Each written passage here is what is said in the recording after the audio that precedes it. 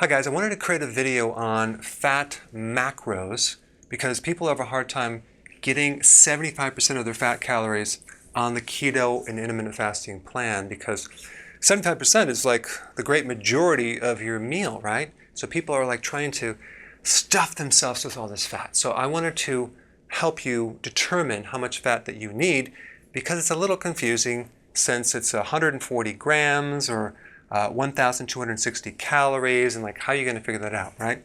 Well, this is what you should really do. Determine this by your hunger, okay? In other words, if you're satisfied, do not eat anything. If you're not hungry, don't eat, okay?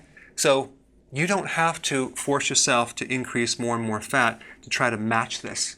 Don't worry about this because when you're eating food, most of the food comes with a combination of fat and protein. Of course, if you're talking about carbs, it's something else, but a lot of the proteins come with its own fat, so that's going to contribute to a lot of this as well. So you may not need as much as you think. Go by your hunger. I mean, what happens is you have your body's ability to burn its own fat versus the fat coming from the diet. The goal is to get you over here where your body is burning your own fat and eating your own fat as its meal. So number one, when you're starting out, you're obviously going to use more fat because your body has not adapted yet to burn your own fat. And that external dietary fat will allow you to go from one meal to the next more comfortably. Okay? But when you get into it and you're adapting, you're going to need less fat because your body's going to use its own fat. So yes, your calories will decrease in your meals because a lot of those calories that you're eating are your own fat calories. Okay, does that make sense?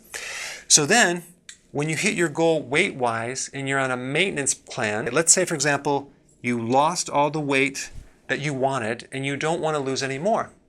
Simply increase the amount of fat in the diet and that will cause you to burn up less of your own fat.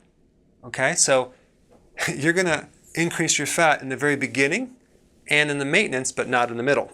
Does that make sense? So those are some points I wanted to cover. Hope that clarified things, and thanks for watching.